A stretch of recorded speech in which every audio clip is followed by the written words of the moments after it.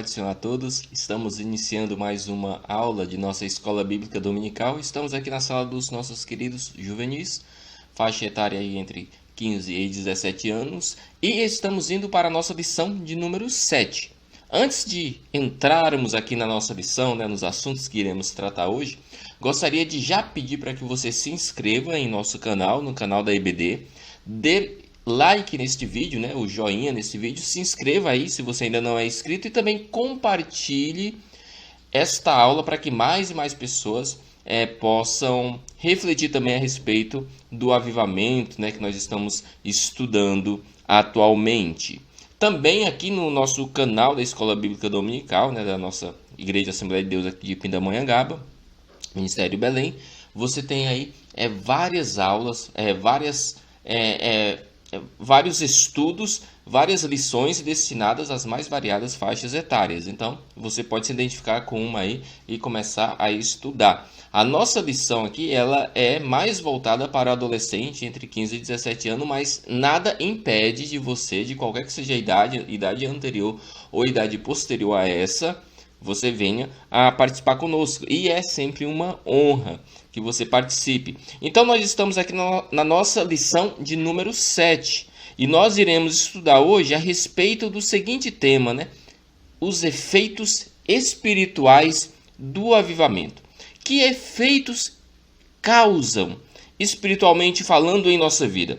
Que efeitos são esses? Esses efeitos espirituais do avivamento, que é o tema da nossa aula, ele tem que existir na nossa vida. Só que antes de entrarmos aqui na nossa lição de número 7, vamos relembrar a nossa lição de número 5.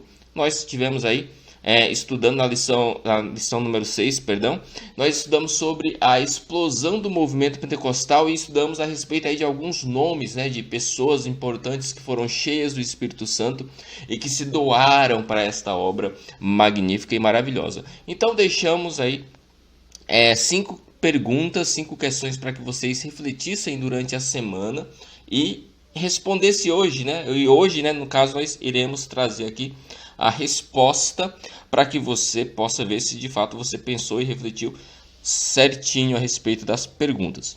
E a primeira pergunta que nós gostaríamos aqui de trazer é a questão de número 1, que tem o seguinte enunciado: quem pode ser considerado o pioneiro do movimento pentecostal moderno?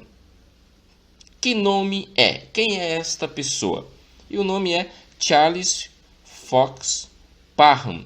Esse camarada pode ser considerado pioneiro no movimento pentecostal moderno, porque houveram outros movimentos aí anteriores. Há exemplo do dia de Pentecostes, que está descrito lá no Atos 2. Segunda questão: quem era o líder da missão que ocorria na Rua Azusa, a famosa Rua Azusa que nós tanto ouvimos falar? Nada mais, ninguém menos que William Seymour. Este homem, varão de Deus, entregou seu coração a Deus e deixou a chama do Espírito queimar em sua vida. E aí aconteceu o avivamento na Rua Azusa. Então vamos continuando. Pergunta 3 fala o seguinte: quais os eventos noticiados pelos jornais simpáticos ao movimento pentecostal ocorrido na Rua Azusa? Porque tinham alguns jornais que apoiavam, que gostavam, pelo menos, do movimento. E o que estava relatado era o seguinte: inúmeros milagres ocorridos na missão da Rua Azusa, curas, libertações, conversões e o magnífico batismo com o Espírito Santo, com a evidência do falar em línguas. Isso era notícia em alguns jornais que simpatizavam o movimento pentecostal que estava acontecendo.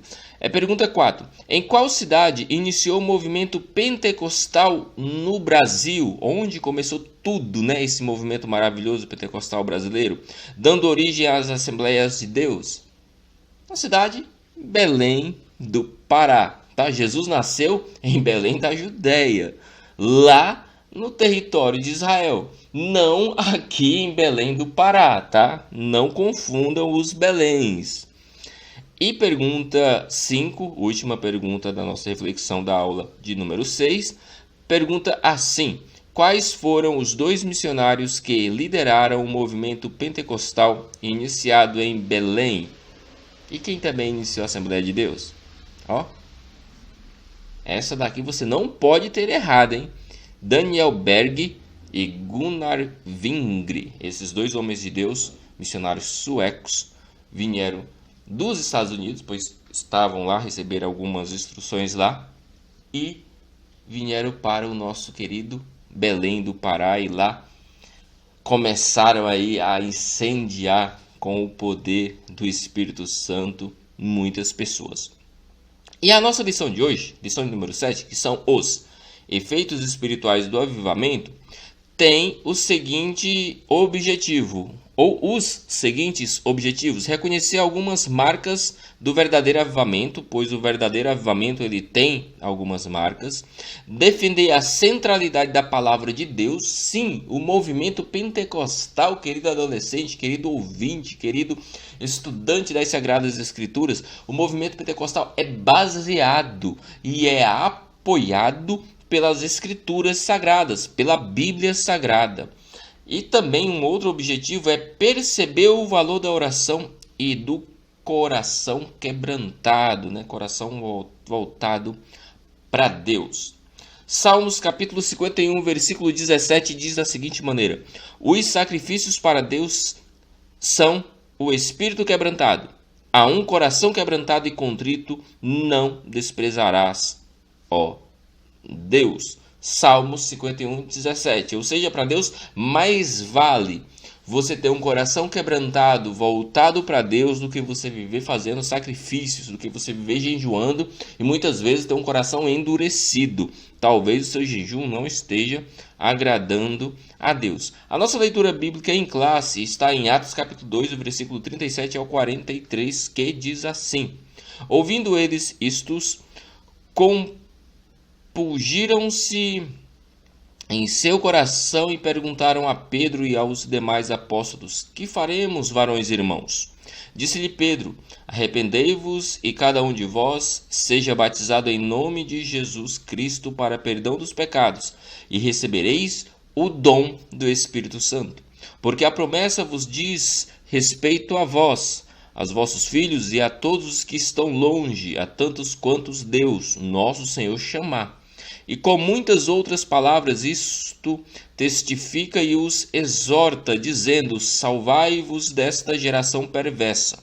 De sorte que foram batizados os que de bom grado receberam a sua palavra, e naquele dia agregaram-se quase 3.000 vidas para Cristo. E perseveravam na doutrina dos apóstolos, na comunhão e no partir do pão e nas orações, e em cada alma havia temor, e muitas maravilhas e sinais se faziam por intermédio dos apóstolos. Então, nesta lição nós estudaremos 3 efeitos espirituais gerados por um verdadeiro avivamento. Quais são esses 3 efeitos que são gerados pelo verdadeiro avivamento? Em primeiro lugar, um maior compromisso com a palavra de Deus. Quando você é avivado de fato, que Deus aviva o teu coração, a chama do Espírito está em você, você se aproxima mais das Escrituras, porque as Escrituras é a voz de Deus falando ao teu e ao meu coração. Segundo, um compromisso maior com a vida de oração. Quando você se aproxima mais de Deus, quando você está avivado de fato, você busca em primeiro lugar a palavra de Deus e ela te empurra a ter uma vida de oração, porque você quer cada vez mais agora conversar com Deus. Você lendo a Bíblia, Deus falando com você. Agora quando você começa a orar, você está agora dialogando, conversando com Deus. E 3, um coração quebrantado diante de Deus, ou seja, todo o orgulho, toda a altivez, toda a prepotência são simplesmente destruídos, porque agora você vai ter um coração quebrantado, um coração voltado para Deus, um coração humilde, mas não humildade de coisas miseráveis, mas uma humildade verdadeira, uma humildade que de fato é algo genuíno, brotado por Deus através do avivamento. Então, vamos detalhar um pouco mais cada uma dessas 3 ações que acontecem, efeitos, né? Vamos falar efeito, que é melhor, cada um desses 3 efeitos, vamos comentar sobre cada um deles na vida do servo de Deus.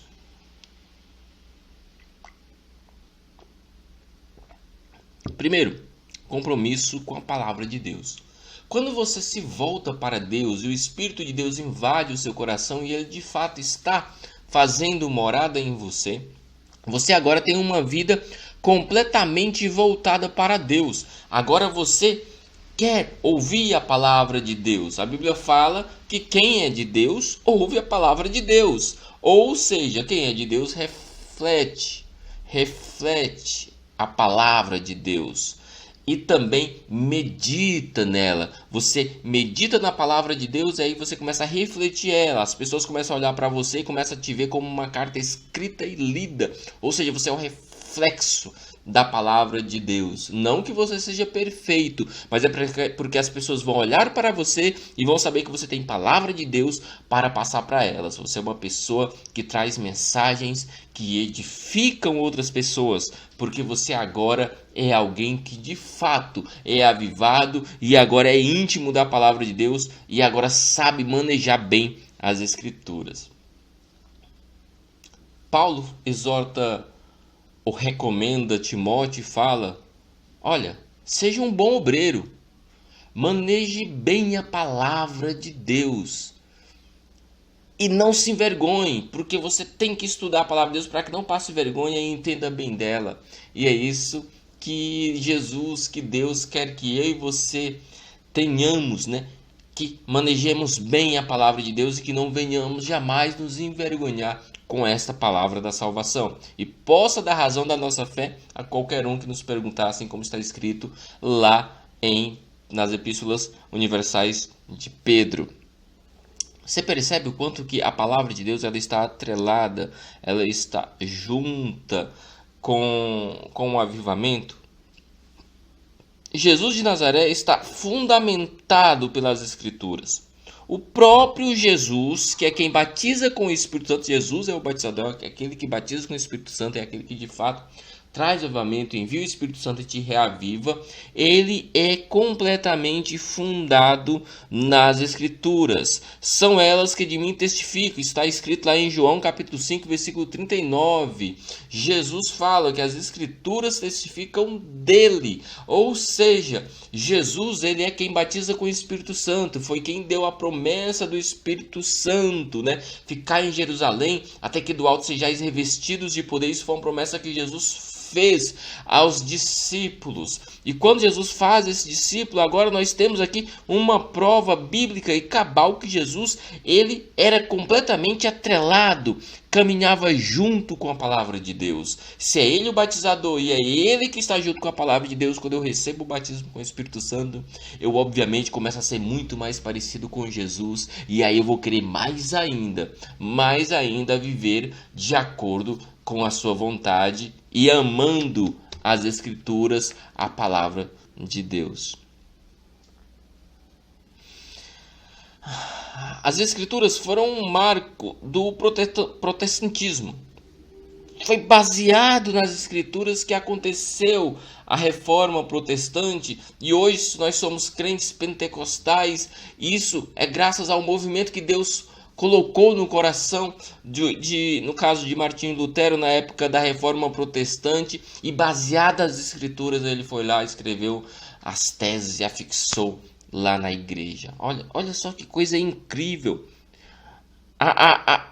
As pessoas estavam entendendo a Bíblia completamente errada. Aparece um monge, tocado por Deus, que ficou cheio do Espírito Santo, lá escreve. Lá são 95 teses, se eu não estou equivocado aqui com o número, mas é na casa dos 95 teses. Ele afixa na porta da igreja e falando a respeito da salvação pela graça, da salvação que é grátis, que não é nada pago. Ou seja, ele estava com o coração cheio do Espírito Santo e baseado nisso, ele faz lá a reforma protestante. Hoje somos fruto disso tudo. Ou seja, as Escrituras elas sempre estão em primeiro lugar em qualquer que seja o movimento. Se há um movimento e não há escritura, não há embasamento bíblico para isso, acredite que esse movimento não é de Deus. Qualquer coisa que não haja apoio bíblico que aconteça, não é de Deus. Por mais emocionante que seja e por mais sensibilizado que você se sinta, se acontecer algo que a Bíblia reprova, ou que a Bíblia não apoia, ou que é estranho às Escrituras, saiba que isso não é de Deus e nem pode chamar também de pentecostalismo clássico, que nós somos pentecostais clássicos. São pelas Escrituras, como eu já falei, que nós temos a promessa do batismo com o Espírito Santo. Cai em Jerusalém, até que do alto sejais revertidos de poder.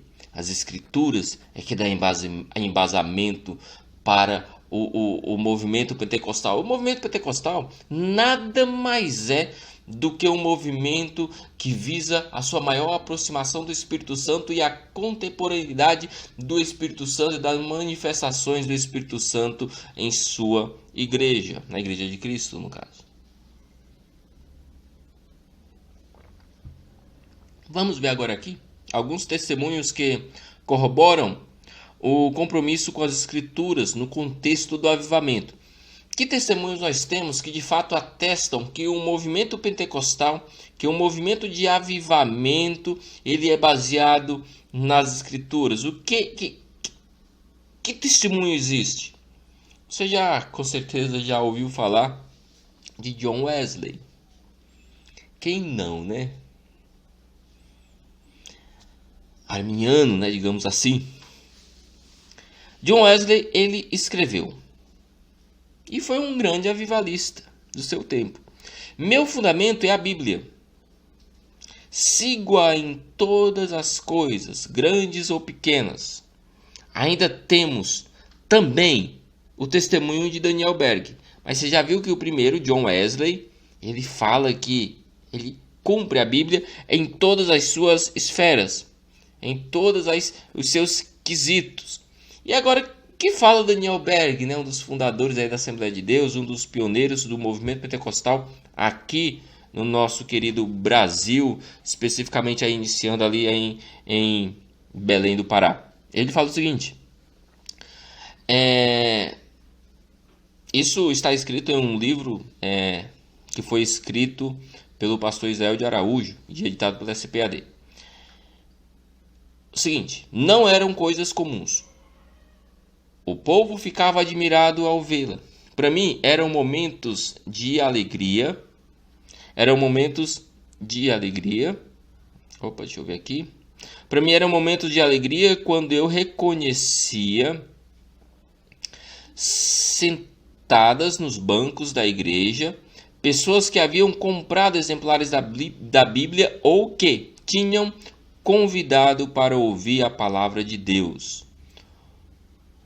Ou seja, Daniel Berg, no auge do início do movimento pentecostal aqui no Brasil, ele fala que o seu prazer era ver as pessoas comprando exemplares das Escrituras, exemplares da Bíblia Sagrada. E comprando esses exemplares, essas pessoas estavam com sede de conhecer a palavra de Deus. E também ele tinha prazer em ver as pessoas que iam, buscavam estudar a Bíblia junto com outras pessoas que tinham exemplares das Escrituras. Percebe o quanto que os avivalistas, as pessoas que trouxeram o movimento pentecostal, o movimento do avivamento do Espírito Santo para muitas pessoas, eles eram completamente apaixonados pela palavra de Deus? Isso é muito lindo. Isso é muito lindo. Isso é magnífico. Continuando.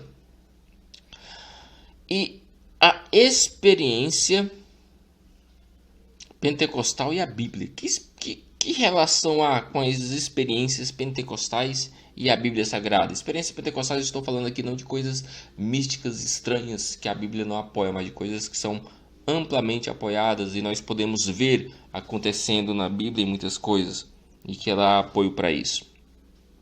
Então, sobre a experiência pentecostal, Charles Swindoll, na obra Abraçado pelo Espírito, também editado pela CPAD, ele fala o seguinte: quanto à maneira como o Senhor nos orienta de maneira exclusiva, você nunca deve, e realmente quero dizer, nunca se afastar da palavra de Deus que foi revelada e que é absolutamente confiável.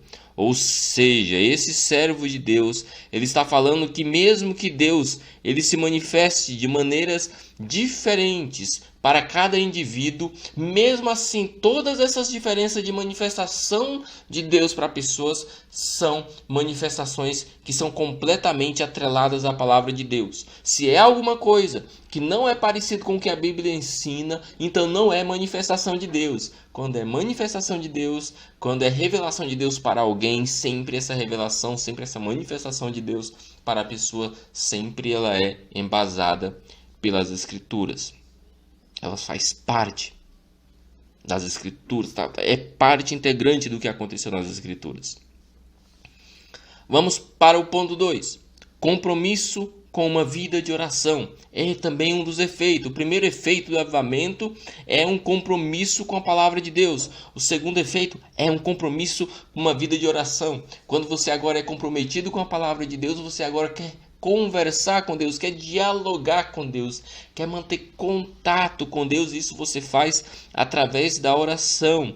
E quando você está com o coração cheio de Deus, a primeira coisa que você faz é ser perseverante na oração. Vamos ver o que está escrito aqui em Atos capítulo 2, versículo 42, que diz assim: eles se dedicavam ao ensino dos apóstolos. Olha só, eles se dedicavam, os recém-convertidos, aos ensinos dos apóstolos, ou seja, eles ensinavam as Escrituras. Em primeiro lugar vem as Escrituras, elas são primordiais.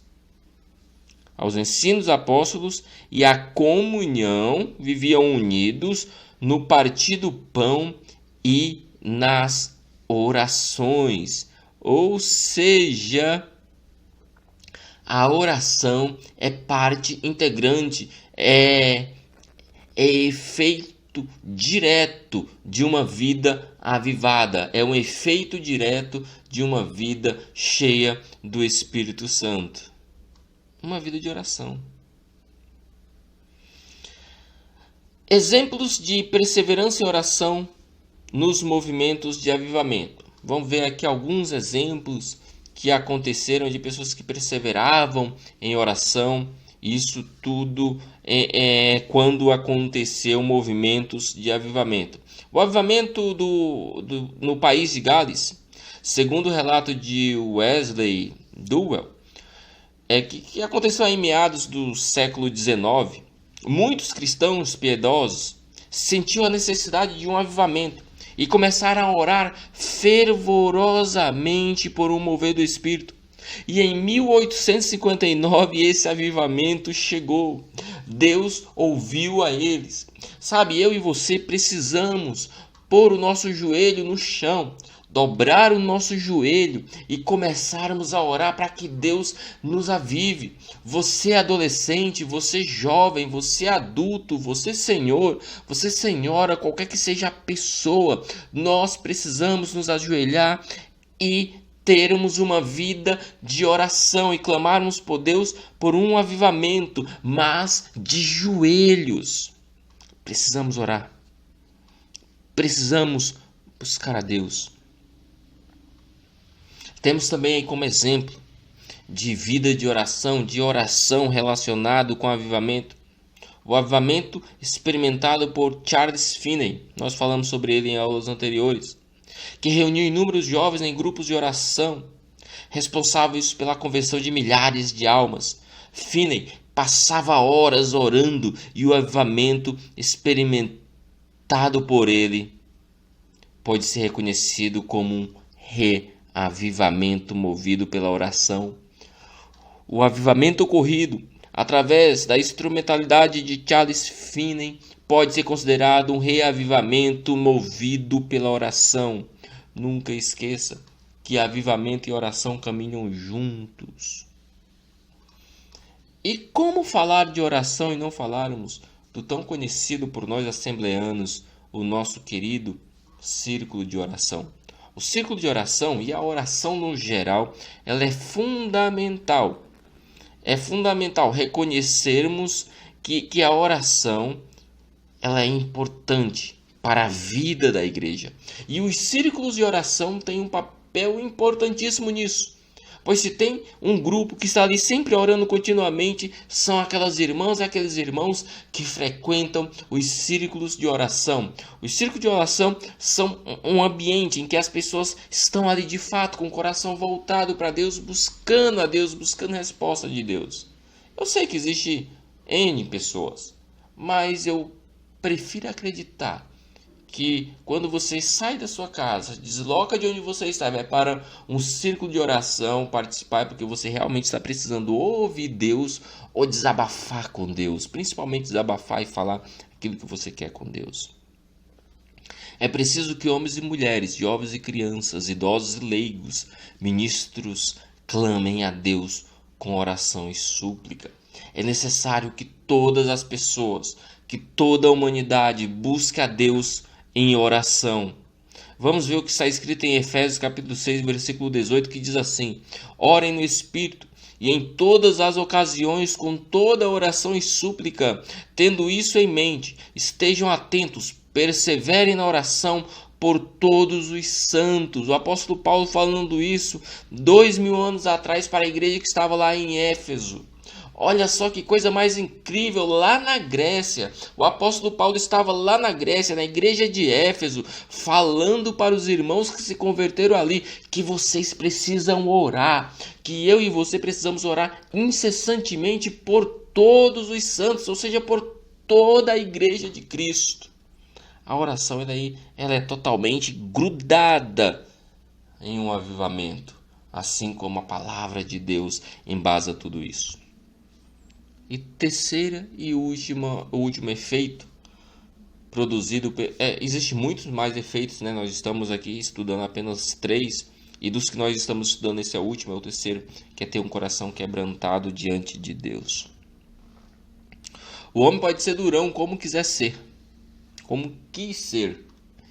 Mas quando ele tem a sua vida avivada, que ele conhece a Deus e conhece as Escrituras e tem uma vida de oração com Deus, ele vai ter um coração agora, um coração de carne, um coração quebrantado e voltado para Deus. Não bastam as atitudes exteriores para testificar que estamos experimentando um avivamento. O autêntico avivamento gera um quebrantamento de coração, que é a sede dos sentimentos, dos desejos, das vontades humanas. Quando de fato estamos avivados, o nosso coração é transformado, deixa de ser um coração duro, orgulhoso, opinioso, e agora passa a ser um coração mole, um coração de carne, um coração que é flexível, que sabe dar marcha ré quando precisa, que sabe pedir desculpa, que sabe reconhecer seu erro. Acabe com o orgulho e entenda que precisamos reconhecer que somos frágeis, pequenos e necessitamos da compaixão de Deus. Um autêntico avivamento nos faz descansar na eficácia do sacrifício de Cristo, porque quando eu tenho um coração quebrantado, eu agora entendo que eu sou dependente do sacrifício de Cristo.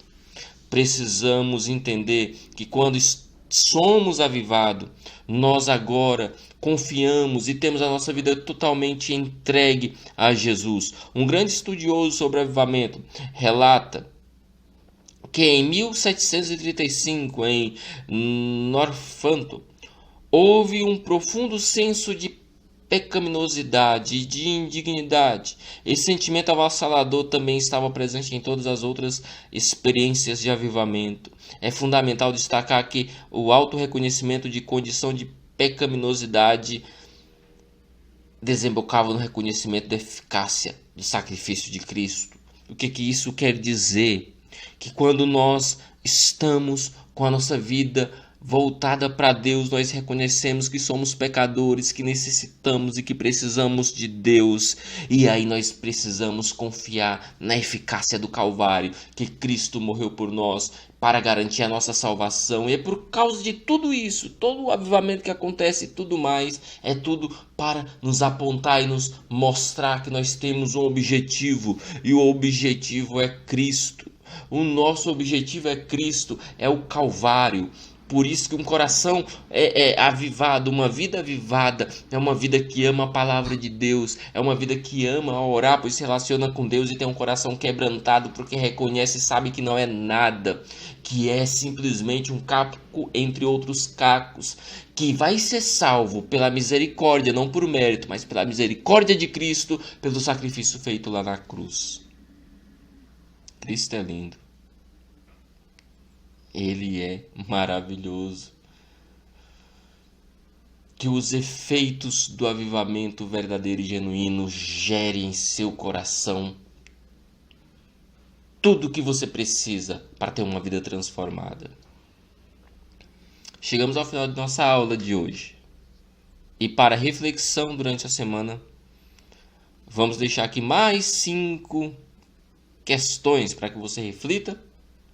Se for pergunta, responda. Se for questionamento, questione, converse, debata aí entre os seus familiares ou com você próprio. Primeiro, segundo o que estudamos nesta lição, quais as 3 marcas ou efeitos que devem ser notados no autêntico avivamento? Nós estudamos sobre isso. Segundo, qual a atitude correta de acordo com o tópico 1? Frente à experiência cristã diante dos fenômenos ocorridos no avivamento. 3. Quais foram as 3 atitudes que as pessoas tiveram em relação à palavra que podemos perceber em Atos 2, 37 e 43? 4. Outra marca importante do avivamento é a oração. Essa afirmação exige uma pergunta pessoal. Você costuma frequentar as reuniões de oração de sua igreja? Você vai para o ciclo de oração? Resposta pessoal. Após um forte sentimento de pecaminosidade, o que era gerado nas pessoas durante o avivamento?